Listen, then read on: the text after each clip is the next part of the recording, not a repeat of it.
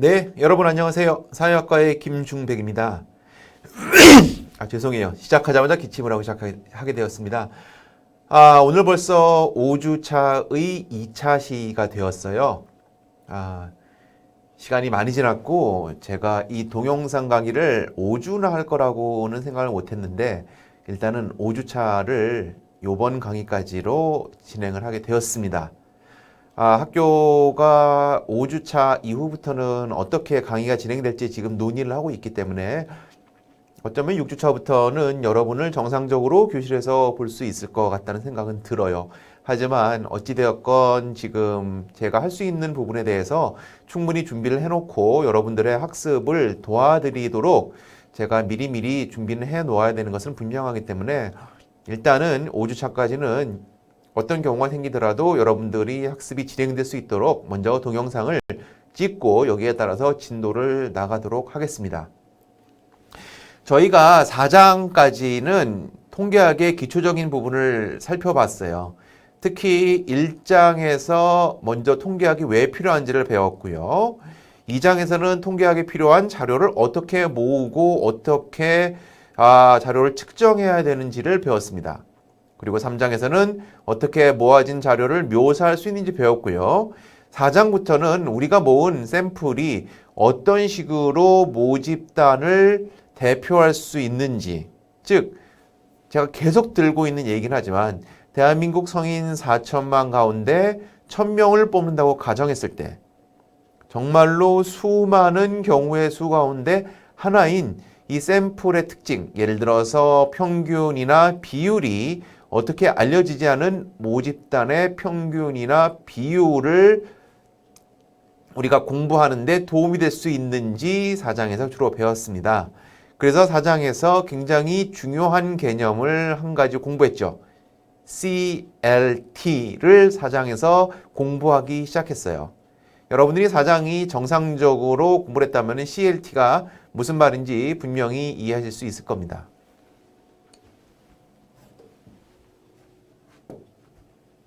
자, CLT. 이 CLT가 어떤 거냐면은 Central Limit Theorem이라고 해서 중심 극한 정리라고 하는 거죠. 중심 극한 정리는 다르게 표현하면은 Sampling Distribution을 가지고 우리가 표본과 모집단 차이에 공부를 하는 그 과정을 설명하는 논리라고 말씀을 드릴 수가 있어요. 그러면은 지난 시간에 제가 강의한 것 중에서 가장 중요한 부분 중에 하나는 뭐냐면은 바로 이 샘플링 디스트리뷰션, 즉 표본의 통계치의 모든 확률 분포죠.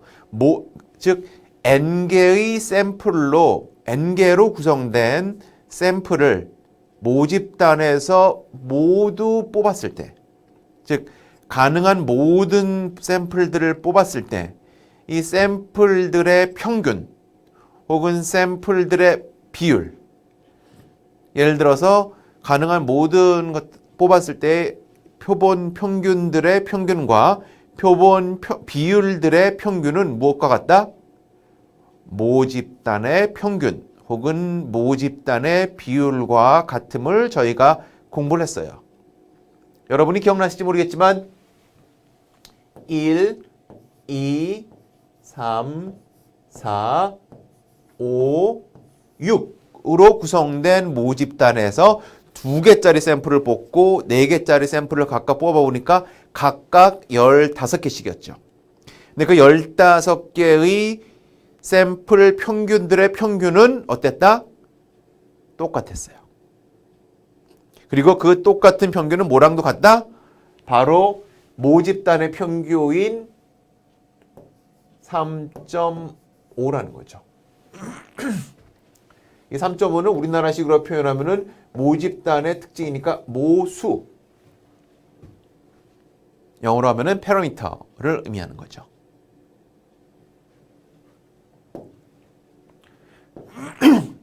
그리고 또한 중요한 거는 이런 식의 표본의 평균이나 표본의 비율들로 구성된 확률 분포가 바로 샘플링 디스트리뷰션인데 이 샘플링 디스트리뷰션의 특징은 무엇이냐면 첫 번째,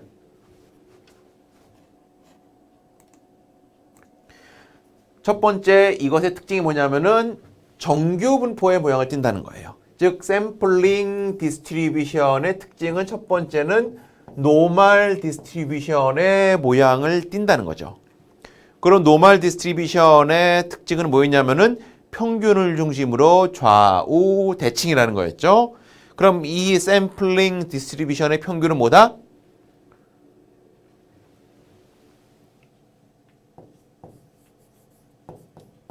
모집단의 평균 혹은 모집단의 비율과 같다라는 거고요.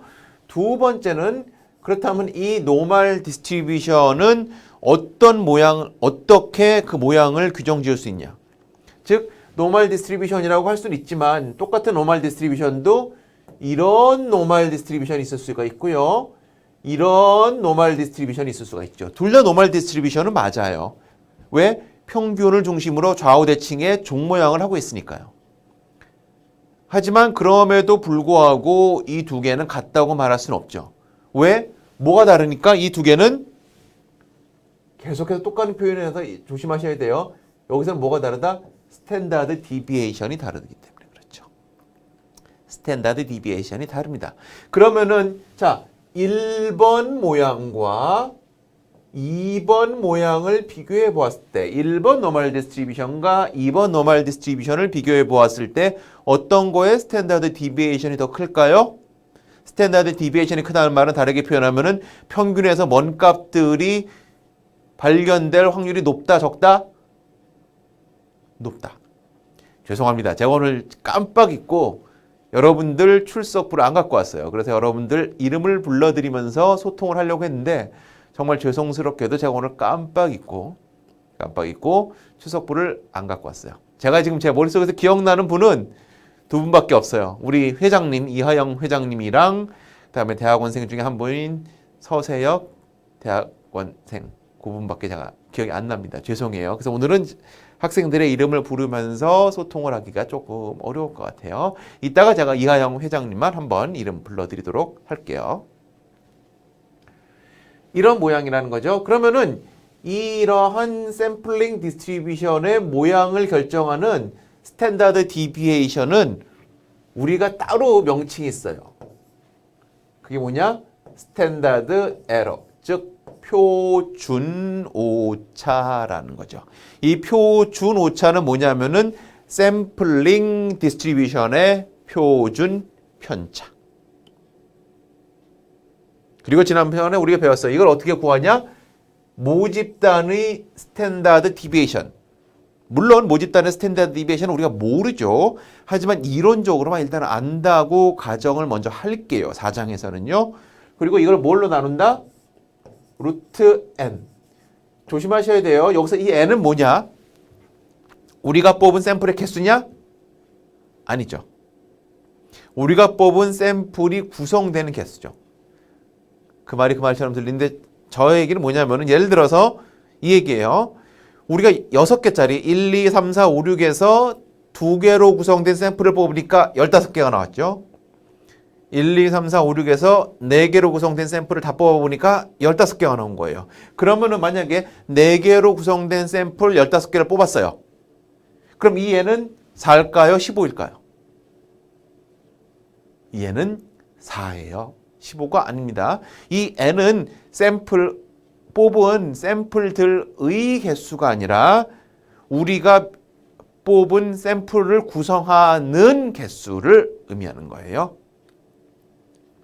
그러면은 만약에 여기서 배운 거를 그대로 했을 때 스탠다드 에러가 1번이 크다, 2번이 크다. 어떤 게 클까요? 스탠다드 에러는? 2번이 크겠죠. 당연히.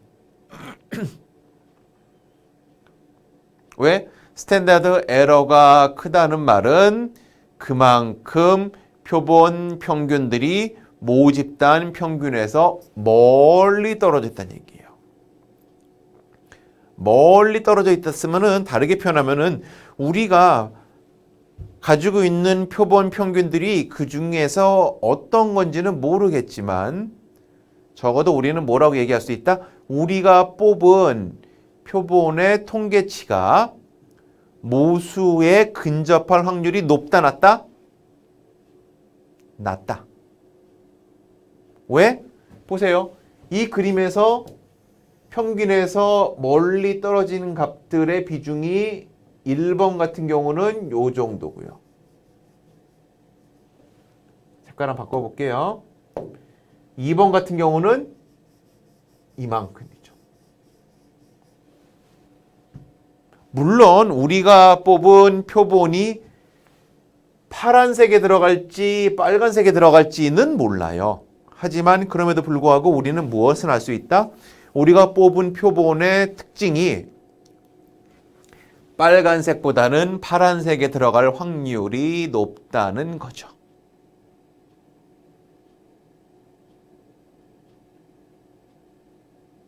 조금 다른 얘기지만 예를 들어서 자, 3할 타자가 있어요.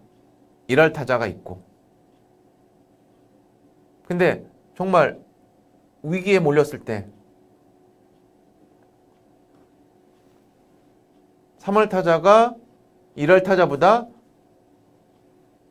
안타를 칠 확률이 높다는 거지 3할 타자는 1할 타자보다 언제나 안타를 더 친다 이런 의미는 아니라는 거죠. 이런 것이 계속 반복되다 보면은 3할 타자가 1할 타자에 비해서 안타를 칠 확률이 높다는 이야기를 하고 싶은 거지 언제나 어떤 특정한 경우에서 그런 얘기는 아니에요. 다르게 표현하면은 자 이렇게 표현하죠. 자 구타수 아니요 이 얘기를 자꾸 하면 또 야구를 모르시는 분들도 있을 테니까 이 얘기는 여기까지만 하고 확률이 높다는 것은 반드시 그래야만 된다는 것이 아니라 이 경우가 계속해서 축적되고 무한히 반복될 때 어느 경우가 되면은 어떤 특정한 경우가 발생할 확률이 더 높다. 경우가 더 높다. 이런 의미라고 이해를 해주시면 될 것 같아요. 자, 우리가 지난 시간에 배운 4장까지 배운 내용을 간단하게 리뷰를 해보았습니다. 그럼 5장은 어떤 목적을 가지고 시작하느냐. 일단 5장의 제목부터 보도록 할게요. 5장의 제목은 Statistical Inference, 통계적 추론이에요. 우리가 다르게 표현하면은 estimation, 추정이라고 표현하는데 사실은 뭐 추론이나 추정이나 거의 비슷한 이야기예요. 즉 추론이든 추정이건 핵심은 그거죠. 샘플을 가지고 뭐를? population을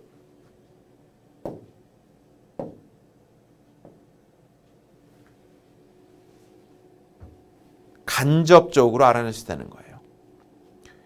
우리가 population에 대한 정보를 알 수가 없기 때문에 우리는 대신 샘플을 공부한다는 거죠. 하지만 말씀드렸다시피 우리의 샘플이 얼마큼 population에 근접할지 우리는 원칙적으로는 몰라요. 아무리 확률 표집을 잘했다고 치더라도 population의 특징을 정확히 알 수 없는 한 우리는 우리가 알고 있는 표본이 얼만큼 population에 근접할지는 알 수가 없다는 거죠. 네. 강의를 자꾸 끊어서 죄송합니다. 제가 지금 봄이어가지고 비염이 있는지 조금 코맹맹이 소리가 자꾸 나고 있어요. 그래서 중간중간에 좀 시원하게 좀 인후를 좀 청소하고 오는데도 불구하고 가끔씩 그런 경우가 있어서 물도 계속 마시면서 하는데 여러분들께서 조금만 양해 부탁드릴게요. 자, 그러면은 이렇게 샘플을 가지고 population을 공부하는 것이 우리의 목적이에요. 왜냐하면 우리는 population을 에서 우리의 결론을 확인할 수 있어야만 어떻게 한다? 우리는 이론화를 시킬 수가 있기 때문이죠. 근데 어떻게 이게 가능하냐는 거죠. 즉, how can you use sample data to estimate the possible range in which population parameter falls? 이거 무슨 얘기냐면은 우리가 결국적으로 이걸 통해서 할 수 있는 건 뭐냐면은 첫 번째, 아무리 우리가 노력을 해도요, 우리는 파라미터를 알 수 없어요. 물론 파라미터를 알 수 있는 경우도 있겠죠. 하지만 대부분 진정한 의미가 있는 사회과학 연구는 파라미터를 알 수 없을 때 의미가 있어요. 왜냐하면은 오해하지 마시는 게 파라미터를 알지 말자는 의미가 아니라 패러미터를 알 수 있을 만한 연구는 사실은 연구로서의 그 의미나 함의가 매우 적은 연구라 그런 의미예요. 그러면 우리가 할 수 있는 최선의 방안은 뭐냐면은 샘플 데이터를 활용해서 possible,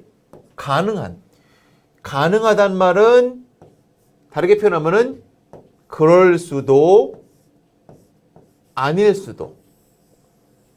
즉 possible은 뭐는 아니다? certain은 아니란 거죠. 확실한 건 아니란 거죠. 범위를 알 수 있다는 거예요. 범위를 지정하자는 게 우리의 목표예요. 그럼 어떤 범위를 지정하자는 게 목표다? 그 안에서 in which population parameter falls. 알려지지 않은 모수가 위치할 것이라고 추정되는 범위를 우리는 뭐뭐 할 수 있다?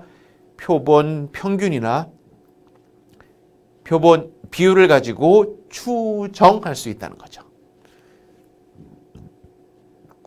결국 통계학의 목적은 뭐냐면은 샘플을 통해서 최대로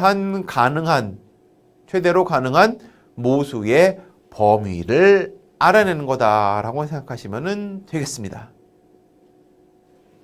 그러면 요걸 알기 위해서 몇 가지 우리가 용어에 대해서 익숙해질 필요가 있어요. 첫 번째, estimator. estimator는 statistic for estimating a parameter. 뭐 그 얘기가 그 얘기인 것처럼 보이지만 쉽게 표현해서 estimator는 우리나라 표현하면은 추정치라는 거죠.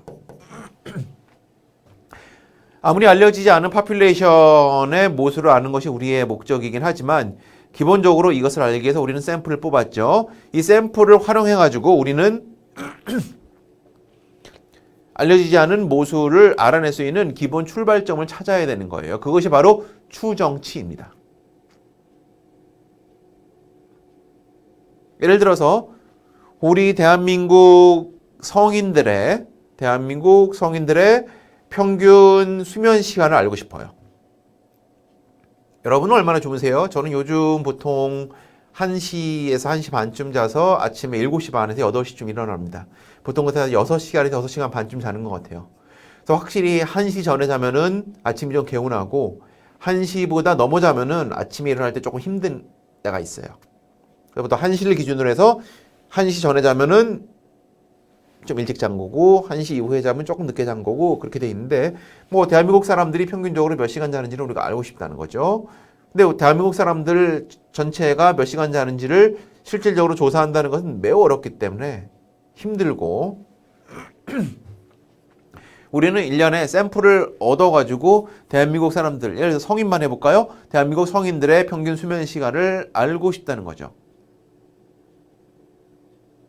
여러분, 이거 좀 여담이지만 대한민국 사람들의 평균 수면 시간을 알고 싶다는 건 굉장히 중요한 문제예요.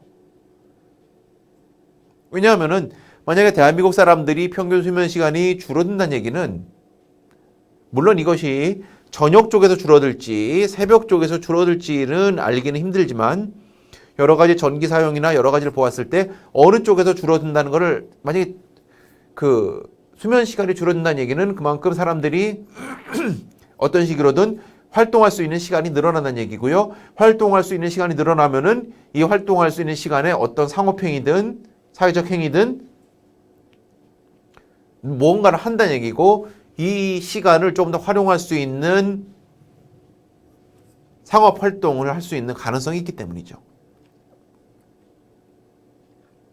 그러니까 만약에 대한민국 사람들이 평균 7시간 반 자다가 7시간 잔다. 굉장히 큰 임플리케이션이 있는 그런 겁니다.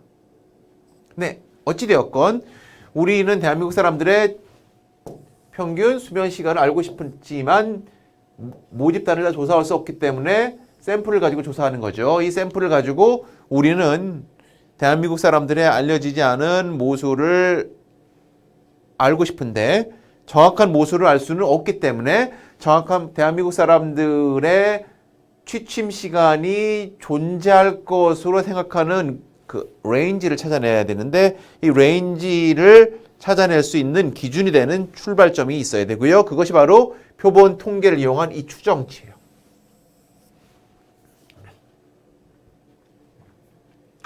근데 이 추정치는 보통 두 가지가 있습니다. 첫 번째는 point estimate, 점 추정치가 있고요. 두 번째는 interval estimate, 구간 추정치가 있죠. point estimate 같은 경우는 single statistic value that is the best guess for the parameter value. 즉 모수를 추정할 수 있는 가장 베스트 원샷, 원픽 그걸 말씀드리는 거예요. 그래서 비록 알려지진 않았지만 이 대한민국 사람들의 성인들의 평균 수면 시간이 이거다라고 딱 찍을 수 있는 한 점을 이야기하고 싶은 거죠. 근데 이게 과연 대한민국 사람들의 평균 수면 시간과 만약에 우리가 표본을 통해서 하나를 딱 찍었어요. 베스트 게스야. 표본을 통해서 어떤 통계치를 활용해서 베스트 게스를 찍었죠. 이게 맞을까요? 틀릴까요? 맞을 수도 있고 틀릴 수도 있죠. 더 정확한 정답은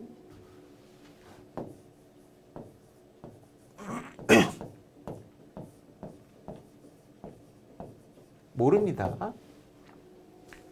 몰라요. 왜냐하면은 모집단을 다 조사하지 않는 한 우리는 알 수가 없어요. 그러니까 이런 개념이죠.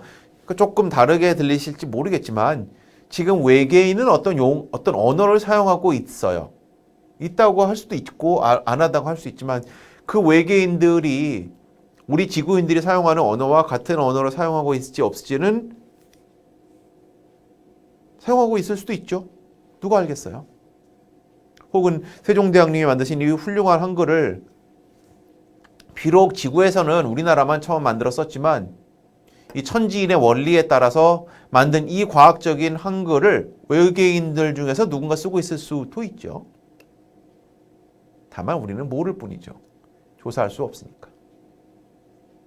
그래서 우리는 포인트 에스티메이트이 파라미터랑 같을지 알 수가 없어요. 그렇기 때문에 우리가 최대한으로 할 수 있는 거는 뭐냐? interval estimate, 즉 interval of numbers around the point estimate. 우리가 통계치를 기준으로 해서 잡은 점 추정치를 둘러싸고 있는 일종의 구간만 찾을 수 있는 거예요. 즉 구간을 찾을 수 있고 어떤 구간? 모수가 위치할 것이라고 생각하는 구간을 찾을 수 있고 바로 그 구간이 어떻게 되냐? 여러분이 한 번쯤 들어본 이 신뢰 구간이죠. confidence interval. 그래서 앞으로 제가 CI라고 쓰면은 따로 앞으로는 얘기 안 해도 여러분들은 이거는 신뢰 구간을 이야기하는 거구나. confidence interval을 이야기하는 거구나 라고 이해하시면은 될 것 같습니다. 그래서 이 5장은 이 CI에 대해서 배운다고 생각을 하시면 될 거예요. 그래서 결국은 이 CI는 뭘로 구성되느냐? 여기 있는 것처럼 We will estimate a parameter. 모수를 추정할 거예요. Using a both above estimate. 즉 point estimate, 점 추정치와 interval estimate, 구간 추정치를 둘 다 사용하게 될 거예요. 그래서 point estimate은 뭐예요? best guess. 우리가 할 수 있는 최고의 좋은 guess고요. 다만 우리는 말씀드렸죠. 이 포인트 에스티메이트이 파라미터랑 같은지를 알 수 있는 방법이 없으니까 뭘 더해요? 세이프티 넷, 안전망을 더하는 거죠. 그게 바로 신뢰 구간이다. 이렇게 생각하시면 되겠습니다. 그래서 우리가 5장에서 배우는 거는 뭐냐면은 과연 우리가 가지고 있는 표본의 평균이나 표본의 비율을 통해서 모집단에 알려지지 않은 모수가 발견되리라고 생각하는 최적의 구간을 만드는 건데 다만 이 최적의 구간을 어떻게 만드는 거냐? 인간들이 그 범위를 조정해 주는 거예요. 어떻게 조정해 주는 거예요? 우리의 목적과 우리의 용도에 따라서 통계학적 이론에 근거해서 하는 겁니다. 자, 한번 이거 볼게요. 최근에 갤럽에서 조사한 조사에 따르면은 이런 식의 기본적인 조사 개요가 있어요.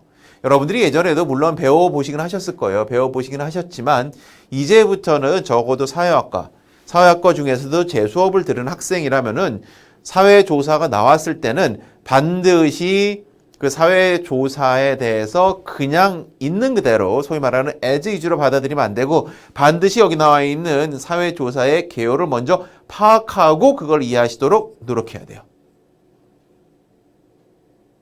즉 갤럽에서 2020년 3월 17일에서 3월 19일까지 휴대전화 RDD 표본 프레임에서 무작위 추출했어요. 무작위 추출했기 때문에 이거는 뭐예요? RD. 아니죠?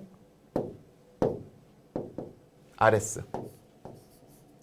RS가 뭐의 역자일 것 같아요? 랜덤 샘플링이죠. 랜덤 샘플링은 다르게 표현하면은 샘플링 프레임워크에 있는 모든 개체들이 어떻다? 뽑힐 가능성이 똑같다는 거죠. 즉 RDD를 한다는 것은 그때도 말씀드렸지만 010 딴딴딴딴에 딴딴딴딴 제가 그건 잘 모르겠어요. 016, 017, 019도 여전히 데이터베이스에 들어가는지 그건 제가 잘 모르겠어요. 왜냐하면 여전히 016, 017, 019 쓰시는 분들이 아주 011까지 아주 적지만 있기 때문이죠. 누구라고 말씀드릴 수는 없지만 제가 아는 정말로 훌륭하신 분도 아직도 016 쓰시는 분이 계세요. 뭐 그거야 뭐 개인의 선호니까 제가 뭐라고 말씀드릴 건 없지만 anyway 이것만 가지고 제가 그때 말씀드렸죠. 9,999만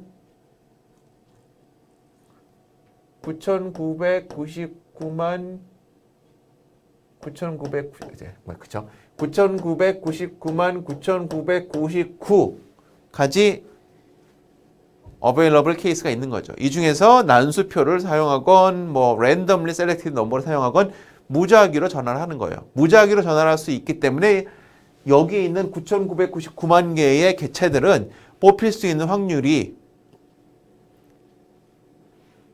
동일하다고 봐야 되는 거죠. 물론 어떤 분들은 응답률이 14% 즉 우리가 이걸 가지고 통화했을 때 86명은 대답을 안 했고 14명은 대답을 했어요. 그래서 과연 이 14명만 대답을 가지고 우리가 어떻게 믿을 수 있냐라고 이야기하고 물론 합리적인 의심이고 합리적인 질문 던짐이에요. 다만 여기에 또 통계학자들과 회사들은 조사를 해요. 이 14%와 86%가 의미 있는 차이가 있는지를 여러 번 검토를 해봅니다. 즉 질문에 따라서 어떤 질문은 예를 들어서 응답을 하는 것을 꺼릴 수도 있고요. 어떤 질문은 응답을 하는 것을 쉽게 생각할 수 있는 부분도 있어요. 이런 거를 다 고민을 해가지고 응답하는 거에 일련의 보정도 하고 가중치를 두어가지고 다 합니다. 이건 워낙 케이스 바이 케이스여서 제가 일반적으로 말씀드릴 수는 없는데 적어도 한 가지 분명한 것은 적어도 양심적으로 정상적으로 하는 조사회사들의 결과는 비록 14%밖에 우리가 얻지 못했다고 치더라도 이 14%와 86% 간의 차이를 충분히 다르다고 하지 않게 결론 내릴 수 있는 기본적인 장치와 프로세스가 있다고 생각을 하시면 돼요. 그러니까 여러분들은 이 14%만 뽑혔다는 게 문제가 아니란 건 아니지만 이 14%가 뽑혔다는 것 자체가 결과를 왜곡시킬 정도로 큰 차이를 나오느냐라고 누가 질문하면 그건 아니라고 대답하시는 게 좋을 것 같아요.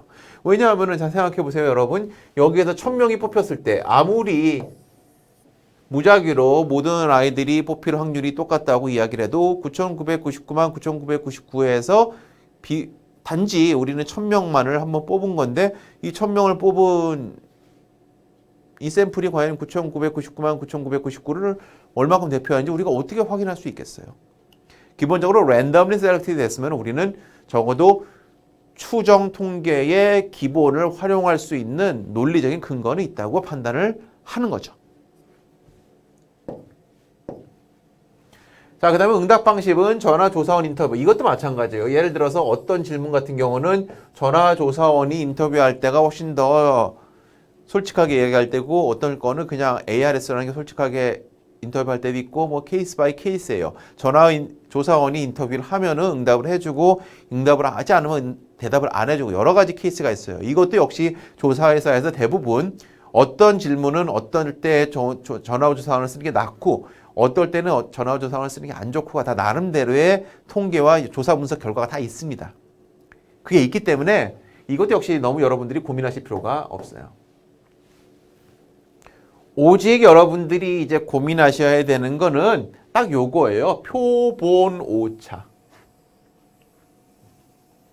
표본 오차에 비록 여기 한글로 쓰여져 있지만 표본 오차는 영어로 표현하면 뭐였겠죠? 스탠다드 에러.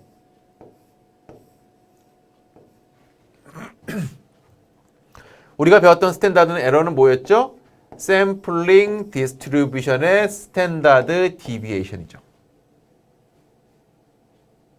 그렇죠? 근데 여기서는 그렇게 안 나오고 플러스 마이너스 3.1포인트라고 나와 있단 말이에요. 자, 요번 다음 주가 되면은 여기에 어떤 의미를 가지는지 제가 설명을 드리도록 하겠습니다. 그 다음에 95% 수준의 신뢰 수준이 나와 있어요. 그럼 과연 95%의 신뢰 수준은 무엇을 의미할까도 우리가 곧 이제 배울 거예요. 그렇기 때문에 여러분들이 앞으로 볼 때는 이러한 조사 계열을 볼 때는 반드시 몇 가지를 고민하고 봐야 되는데 제일 첫 번째는 과연 이것이 정말로 무작위 추출이 되어 있는지를 봐야 되고요. 그다음에 조사 대상이 나오면은 결론적으로 이게 나오긴 하지만 그럼에도 불구하고 조사 대상의 명수와 관계없이 여러분들은 반드시 뭘 봐야 된다? 표본 오차가 몇 포인트고 신뢰 수준이 얼마인지는 봐야 돼요. 다만 표본 오차와 신뢰 수준이 얼마나 되는지는 아직 배우지 않았기 때문에 저 의미를 정확히 모르겠지만 이번 5장이 끝나고 나면은 여러분들이 표본 오차와 신뢰 수준의 의미를 이해하실 수 있어야 된다라고 말씀드릴 수가 있습니다. 그럼 이 다음 페이지로 넘어가도록 할게요. 네, 그러면은 이런 거를 기초로 해서 5.1 포인트 에스티메이트부터 시작하도록 할게요.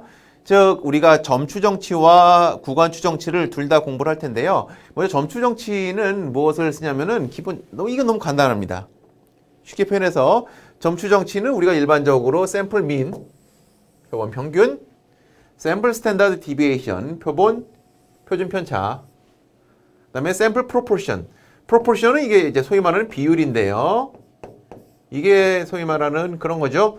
이제 노미널 베리어블, yes or no. 예를 들어서 너는 그 박물관에 지난 일주일 동안 가니 안 가니?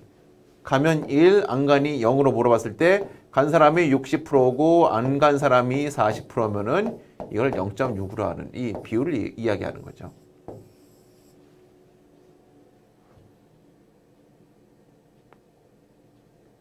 그래서 기본적으로 우리는 점 추정치는 대부분 평균과 표준 편차 비율도 사실상 평균이나 마찬가지죠. 노미널 베리어블의 평균이죠. 그럼 잘 보세요. 뭔가 좀 허전하죠? 뭐가 허전하냐? 네, 여기에는 미디언이 없다는 거예요. 모드도 없다는 거고요. 미디언 기억나세요? 중간값. 모드는 뭐 기억나세요? 최빈치. 다르게 표현하면은 미디언과 모드는 뭐가 될 수 없다? 추정치가 될 수가 없다는 거. 그래서 미디언이 굉장히 중요한 값임에도 불구하고 미디언이 추론 통계에서는 할 수가 없어요. 왜? 미디언 가지고는 우리가 추론을 할 수 없으니까. 왜 추론을 할 수가 없어요? 점 추정치가 될 수가 없으니까. 왜 점 추정치가 될 수 없냐? 조금 어려운 부분인데 요거는 여러분들이 그냥 간단하게만 이해하시면 좋을 것 같아요. 첫 번째, 왜 평균이나 비율은 점 추정치가 될 수 있고 미디언은 될 수가 없냐면은요. 첫 번째, unbiased. 이게 사실은 이거 한글로 써놔도 웃겨요. 한글로 보통 어떻게 우리가 표현하면은 아주 불편한 단어가 나오죠. 불편향. 네, 불편한 단어, 불편향이 나옵니다. 불편향하다. 저거 그래서 한글로 써놔도 어려워요. 한문으로 써놓으면 더 어렵겠죠? 그래서 그냥 영어로 쓴 겁니다. unbiased. unbiased라는 개념은 굉장히 쉬운 개념은 아니에요. 뭐라고 되어 있을까요? Sampling distribution of the estimator centers around the parameter value. 이건 대체 무슨 말일까요? 여기서 제일 중요한 건 뭐냐면은 centers around the parameter. 이게 무슨 말일까요? centers around the parameter. 어디에서? 샘플링 디스트리뷰션에서.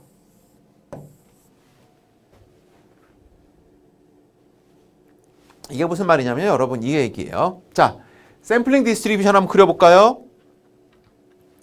자, 여기 샘플링 디스트리뷰션을 그린 거예요. 알려지지 않은 모집단 평균을 기준으로 해서 샘플링 디스트리뷰션을 그렸어요. 그러니까 이렇게 돼 있죠. 우리는 뭘 안다? 샘플링 디스트리뷰션은 두 가지 특징 가지고 있어요. 첫 번째, 알려지진 않았지만 모집단을 중심으로 모평균을 중심으로 어떻게 돼 있다? 정규 분포를 보인다는 거죠. 그렇기 때문에 여기요 뾰족한 요 샘플링 디스트리뷰션은 뭐냐면은 Y바 표본 평균들로 구성된 표집 분포인데 표본 평균들로 구성된 표집 분포가 표본 파라미터를 중심으로 모여있는 정규 분포 모양을 보인다는 거예요. 그리고 요거는 population distribution인데 이거는 사실 정확히 말하면은 population distribution이 이렇게 모양이 될지는 아무도 몰라요. 물론 이렇게 될 수도 있죠. 생고생해서 다 조사하면 저렇게 돼 있을 수도 있어요. 하지만 지금 상태에서 우리가 모른다는 거죠. 근데 중요한 건 뭐냐면은 sampling distribution of sample median. 샘플 미디언 가지고 샘플 population mean을 추정할 수 없는 가장 큰 이유는 여기 보시다시피 샘플링 디스트리뷰션하고 샘플 민, 즉 샘플 미디언을 가지고 만든 표집 분포는요. 우리가 알고 싶은, 우리가 찾고 싶은 파라미터를 중심으로 좌우로 모여 있지 않아요. 이렇게 한쪽으로 쏠려 있게 되어 있어요. 그러니까 물론 아주 우연치 않게 이렇게 모여 있을 수도 있겠죠. 왜냐하면은 완벽한 의미로 정규 분포를 딱 보이면은 평균 이퀄 미디언이 되고 그러면은 저거랑 똑같이 될 수 있겠죠. 하지만 그런 경우는 대부분 없단 말이죠. 완벽한 의미로 좌우 대칭 1, 2, 2, 3, 3, 3, 2, 2 그러니까 1, 2, 2, 3, 3, 3, 4, 4, 5 이렇게 되면은 완벽한 의미의 정규 분포죠. 그러면 당연히 미디언도 같고 평균도 같으니까 미디언을 중심으로 한 샘플링 디스트리뷰션도 같을 수도 있겠지만 그런 경우는 없다는 거죠. 그래서 sampling distribution of the estimator centers around the parameter value는 뭐냐면은 파라미터 밸류를 중심으로 어떻게 좌우에 모두 골고루 모여 있어야 된다는 거예요. 근데 뭐는 그게 된다? 샘플 민은 이게 돼요. 왜 샘플 민은 샘플링 디스트리뷰션 오브 샘플 민이 이런 모양이기 때문에. 근데 샘플링 디스트리뷰션 오브 샘플 미디어는 저 모양이 안 나온다는 거죠. 즉 언바이어스드는 저렇게 나와야 된다는 거고요. 두 번째는 efficient, smallest possible standard error. 즉 스탠다드 에러는 표준 오차가 제일 작은 거여야 돼요. 표준 오차가 작은 이것이 되어야 되는데 사실은 여러분들이 이 부분은 그렇게 고민하실 필요가 없는 게 표준 오차는 스탠다드 에러는 뭐에 일반적으로 좌지우지 되냐면은 나중에 배우겠지만 제일 크게 좌지우지 되는 부분은 샘플의 크기에 제일 크게 좌지우지 돼요. 그리고 샘플의 크기는 우리가 조절할 수가 있는 거죠. 우리가 만약에 돈 많고 시간 많으면 샘플의 크기를 더 높일 수도 있고 우리가 돈이 없고 시간 없으면은 샘플의 크기를 줄일 수밖에 없는 거죠. 그러니까 샘플의 크기를 조절함에 따라서 스탠다드 에러는 즉 표준 오차는 충분히 조정이 될 수 있는 범위가 있습니다. 그렇기 때문에 usually you do not need to pay attention to efficiency, 즉 효율성, 가장 스탠다드 에러가 작을 수 있는 그런 점추정치를 찾는 거에 대해서는 여러분들은 고민하실 필요가 없어요. 그건 고민하실 필요가 없어요. 제일 중요한 건 뭐냐면은 여기서는 미디언은 못 쓴다가 제일 중요해요. 다만 미디언이 왜 못 쓰이는지는 여러분이 알고 있어야 된다는 거죠. 왜냐하면 미디언은 median is not unbiased estimator to infer population parameter. 제가 짧은 영어 가지고 했지만 이 얘기죠. 미디언은 모수를 추정하기에 적합하지 않다. 왜? 모수 중심으로 모여있는 샘플링 디스트리뷰션을 형성하지 못하니까. 이렇게 이해하시면 될 것 같아요. 자, 그 다음에 이제 이런 점 추정치 다음에 이제는 신뢰 그러니까 구간 추정치를 하는 거죠. 그래서 confidence interval 하는데 interval estimate 구간 추정치는 contains the parameter with a certain degree of confidence. 여기서 말하는 confidence는 확신인데 신뢰인데 여기서 말하는 신뢰는 다르게 표현하면은 정말로 동전의 양면 같은 경우예요. 첫 번째는 굉장히 우리가 믿을 수 있는 구간이라고 표현할 수도 있고요. 반대로 우리가 확신할 수 없기 때문에 어느 정도 버퍼, 어느 정도 세이프티넷을 준다 그런 의미예요. 왜냐하면 우리가 아무리 해도 점 추정치가 파라미터랑 같다는 걸 우리가 확신할 수가 없기 때문에 이거를 가지고 어떻게 한다? 점 추정치에다가 일종의 그러니까 세이프티넷, 안전판을 세우는 거죠. 그래서 confidence interval, 신뢰 구간 is an interval of numbers within which 제가 지난번에는 in을 썼는데 이번에 within을 썼네요. within which the parameter is believed for. 그래서 parameter is believed to fall. 그래서 모수가 존재할 것이라고 믿어지는 그런 위치를 구하는 거예요.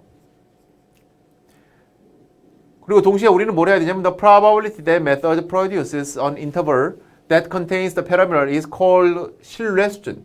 신뢰 수준이라는 거죠. 그러면은 우리가 모수가 포함될 것이라고 추정되는 구간을 점 추정치를 사용해서 구하는데 과연 이 구간을 어떻게 잡을 거냐는 거죠. 구간을 넓게 잡는 게 좋은지 작게 잡는 게 좋은지 어떻게 결정할까요?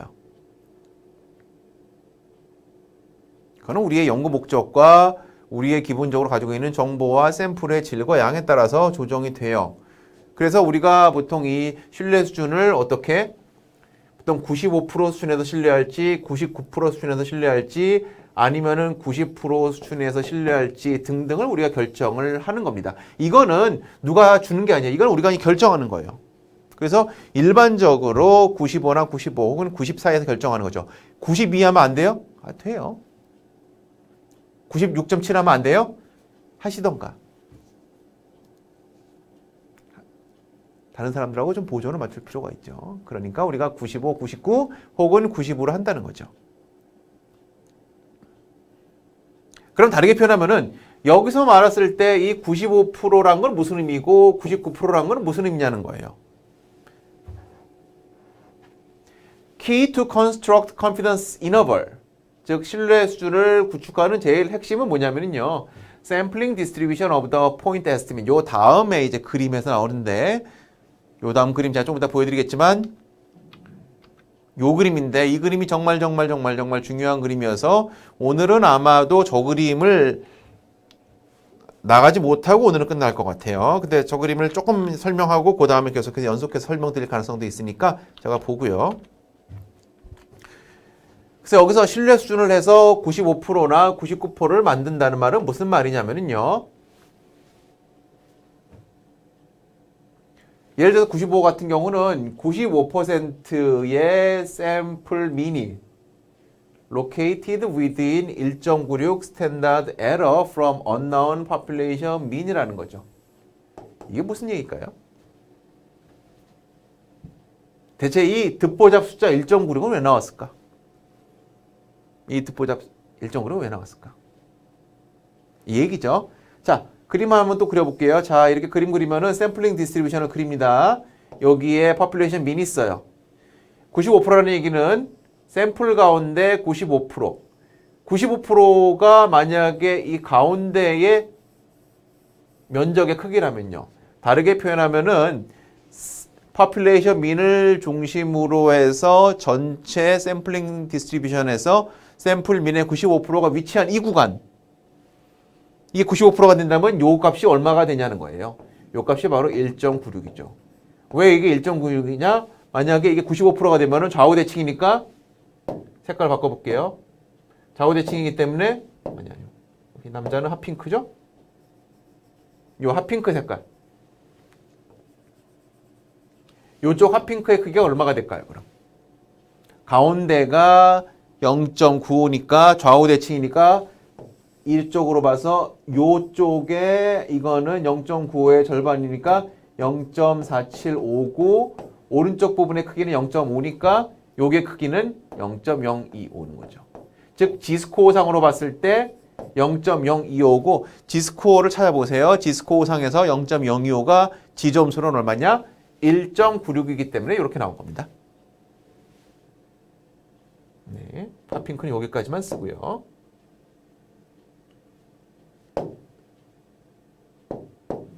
그래서 1.96이라는 게 나온 겁니다. 이 신뢰 수준이라는 말은 다르게 표현하면 그래서 그 샘플민들의 95%가 존재할 것으로 생각하는 샘플민들의 99%가 존재할 것으로 생각하는 구간을 구하는 때 한다는 의미예요. 그래서 대부분의 신뢰 구간은 무엇을 어떤 형태로 이루어져 있냐? 포인트 에스티밋, 점추정치. 근데 대부분 포인트 에스티밋은 둘 중에 하나죠.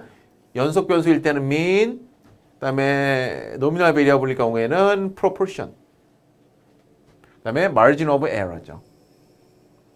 일종의 오차범위죠. 다르게 표현하면은 이 안에 이렇게 한 요 안에 뭐가 들어갈 거냐? 알려지진 않았지만 모수가 들어갈 거다 이 얘기예요.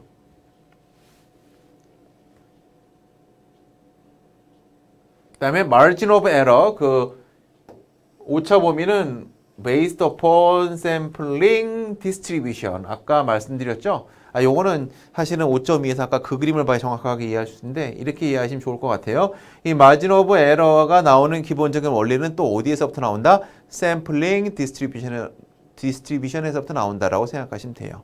왜냐하면 sampling distribution이 곧 그림을 그려서 아시다시피 population mean을 중심으로 존재하고 있는 샘플 민이나 프로포션들의 분포기 때문이죠. 그래서 우리가 만약에 95% 확신한다라고 이야기하면은 무슨 의미냐? 요 구간 안에 포인트 에스티밋과 마진 오브 에러로서 구성된 이 CI 안에 뭐가 모수가 어떻게 위치할 확률이 몇 프로? 95%.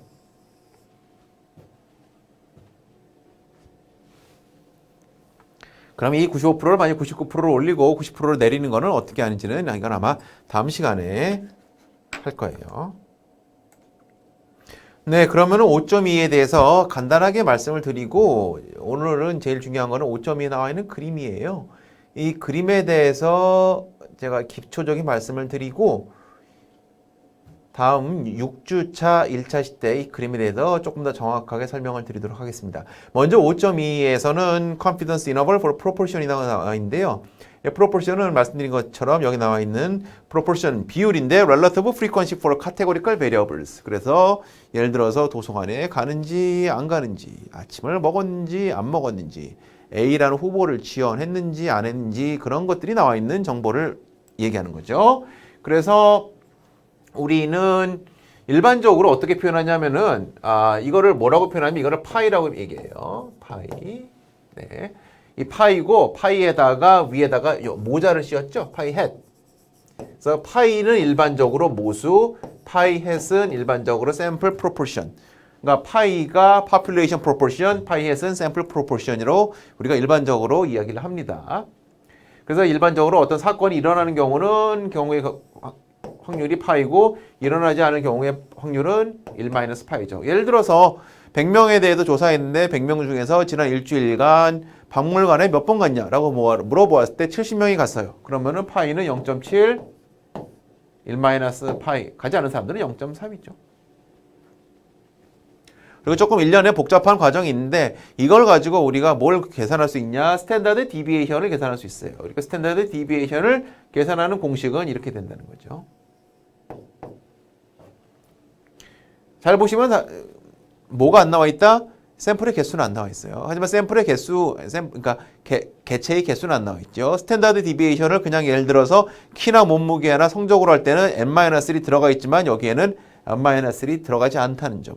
왜냐하면 기본적으로 있는 숫자를 그냥 있는 그대로 사용하는 것이 아니라 전체를 카테고리컬 베리어블을 일정의 변환해서 즉 발생하는 횟수와 발생하지 않은 횟수로 보는 거기 때문에 예를 들어서 스탠다드 디비에이션을 계산할 때는 10개인 개체랑 100개인 개체랑 1000개인 개체랑 의미가 다를 수밖에 없지만 비율상으로 따질 때는 10개가 있을 때 7개, 3개, 100개가 있을 때 70개, 30개, 1000개가 있을 때 700개, 300개가 의미가 전혀 없기 때문에 여기서 n을 보지 않아요.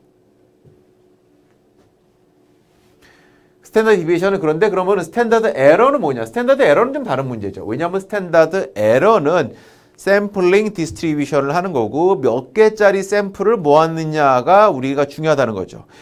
아주 상식적으로 여러분 파퓰레이션이 얼마 이건 관계없이 500명짜리 샘플보다는 1000명짜리가 1000명짜리 샘플보다는 2000명짜리 샘플이 조금 더 파퓰레이션에 근접한 값에 다가갈 거란 건 우리가 상식적으로 알고 있는 거죠.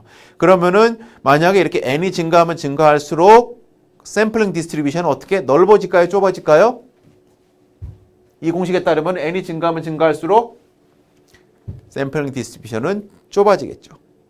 좁아진다는 말은 무슨 말이에요? 우리가 가지고 있는 샘플 프로포션이 알려지진 않았지만 population proportion에 근접할 확률이 커진다는 의미이죠. 이제 여러분들이 그 정도는 아실 것으로 생각이 되고요. 뭐 이 그림은 제가 나중에 수업 시간에 인클래스 시간에 말씀드릴 시간이 있으면 그때 말씀드릴게요. 자, 마지막으로 dead to the back. 요즘 이런 표현을 쓴지 모르겠어요. 이 그림이 챕터 5에서 가장 중요한 그림이자 이 그림은 그야말로 제가 왜 이 교과서를 사용하는지를 저에게 알려준 그렇게 중요한 그림이에요. 이해가 되면은 쉬운 건데요. 뭐 이해가 안 되면은 여러 번 여러분들이 반복해서 저랑 설명을 들으면서 공부하실 수밖에 없는 부분이기 때문에 오늘은 먼저 간단하게만 말씀을 드리고 요 다음 시간에 추가로 설명을 드리도록 하겠습니다. 자, 보세요. 이게 뭐냐면 샘플링 디스트리뷰션이에요. 어떤 샘플링 디스트리뷰션이냐? 알지는 못하지만 파일을 중심으로 있는 샘플링 디스트리뷰션이고 예를 들어서 여기 있는 그 점들 있죠? 이 점은 어떻게 되어 있느냐? 전체 샘플링 샘플 프로포션에 표본 평균들의 얼마가 모여있다? 네, 95%가 모여있는 거예요. 95%가 모여있기 때문에 이게 어떤 형태를 띈다? 노멀 디스트리뷰션의 형태를 띠고 있기 때문에 얼만큼 스탠다드 에러가 얼만큼 돼야 되냐면은 여기에서 얼만큼 1.96 스탠다드 에러만큼 가 있어야 돼요. 왜? 우리가 G테이블에서 다시 말씀드렸죠. G테이블에서 똑같은 걸 했을 때 만약에 가운데 있는 규모, 가운데 있는 크기가 0.95가 되면은 요 끝에 있는 크기는 0.025, 여기도 0.025가 돼야 되고, 그럼 0.025가 나와야 되는 G값은 얼마다? 1.96이기 때문에 그렇다는 거죠. 여기까지 이해 가시죠? 문제는 뭐냐면은 여기서부터 우리가 사고를 거꾸로 해야 되는 거예요. 왜 사고를 거꾸로 해야 되냐? 이 샘플링 디스트리뷰션은 잘 보세요. 우리가 알지도 못하는 population proportion을 중심으로 구성해 놓은 거예요. 근데 문제는 우리는 이거를 안다 모른다? 모르죠. 몰라요. 이거를 몰랐을 때 우리가 하는 방법은 뭐냐? 이거를 모르기 때문에 거꾸로 무슨 거라냐면은 우리가 알고 있는 것은 뭐다? 이건 알고 있죠. 파이햇은 뭐라 그랬죠? 샘플 프로포션이죠. 우리가 뽑은 예를 1000명을 가지고 뽑은 500명을 가지고 뽑은 샘플의 프로포션, 어떤 특징의 프로포션을 의미하는 거죠. 그리고 프로포션이 있다면은 그 프로포션이 솔직히 말해서 여기에 있을지 우리는 안다 모른다? 모르죠. 왜 모를까? 이걸 모르니까 우리가 알고 있는 샘플 프로포션이 얘일 수도 있고 얘일 수도 있지만 우리는 모르는 거예요. 하지만 다 몰라도 우리는 뭐가 알 수 있냐? 여기서 완전히 자, 적어도 우리는 뭐가 알 수 있냐면은 만약에 샘플 프로포션이 이 검은 쉐이디드 에리어 안에 들어와 있어요. 만약에 내 샘플 프로포션이 여기야. 여기라고 가정해 볼게. 여기라고 가정해. 그러면은 역설적으로 얘기하면 여기에서 만약에 플러스 마이너스 똑같이 1.96 스탠다드 에러를 만약에 한다면은 오직 바꾼 건 뭐예요? 얘를 얘로 바꾼 거죠. 요게 바로 뭐다? 요거예요. 요걸로 할게요. 내가 가지고 있는 샘플 프로포션이 여기야. 물론 내가 가지고 있는 샘플 프로포션이 여기인지는 모르겠지만 내가 맞은 샘플 프로포션이 여기라면은 요거를 중심으로 요렇게 똑같이 검은색으로 플러스 마이너스 1.96 스탠다드 에러를 한다면은 그럼 우리는 뭘 알 수 있다? 자연스럽게 이 값이 뭔지는 모르지만 이 값이 어떻게 요 검은색 범위 안에 들어가고 있다는 거는 알게 되는 거예요. 와우. 사고의 전환이죠. 왜냐하면은 population proportion을 모르지만 우리는 population proportion이 이 안에 있을 수 있다는 거는 알 수 있는 거죠. 반대로 우리의 sample proportion이 여기 있을 수도 있어요. Who knows? 이걸 수도 있지. 그러면 만약에 sample proportion이 여기 있으면은 보세요. population proportion은 이 구간 안에 들어와 있을까요? 안 들어와 있을까요? 안 들어와 있죠. 쉽게 표현해서 여러분 요 보이세요? 요 화살표랑 요 검은 거랑 요 검은 거는 다 길이가 같은 거예요. 근데 만약에 우리의 샘플 프로포션이 여기 있다고 가정을 하면은 이 얘기는 뭐냐? 우리의 population proportion은 쭉 내려오면 여기 와 있죠. 그럼 이 검은색 안에 들어가 있다 없다? 없죠. 없어요. 마지막 포인트. 그럼 우리가 가지고 있는 게 이건지 알 방법이 있다 없다? 없어요. 하지만 우리는 뭘 알 수 있다? 스탠다드 에러를 가지고 있으면은 그리고 샘플 프로포션을 가지고 있으면은 적어도 이렇게 구성된 어디에 CI 안에 이 프로포션이 발견될 확률이 어떻게 95%다 이거나 할 수 있는 거예요.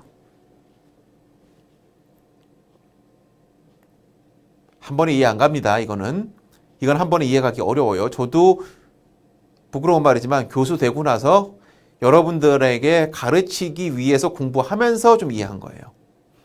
물론 어떤 학생들은 단번에 이해하는 사람도 있어요. 하지만 더 많은 학생들은 이게 무슨 소리인지 이해가 아직 안 갈 거예요. 왜냐하면 샘플링 디스트리뷰션의 개념이 명확하게 머릿속에 아직 안 와 있는 학생도 있을 수 있으니까요.